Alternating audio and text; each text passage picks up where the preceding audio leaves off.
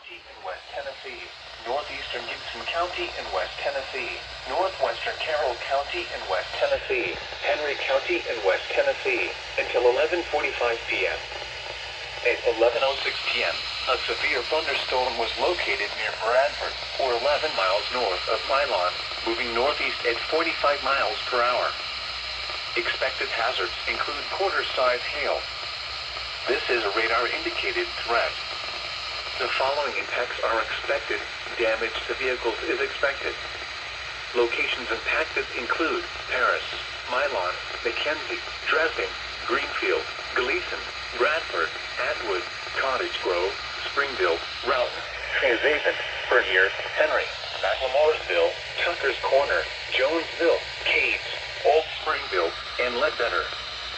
Repeating, a severe thunderstorm warning has been issued until 11:45 p.m. for the following counties in Tennessee: Henry and Weakley,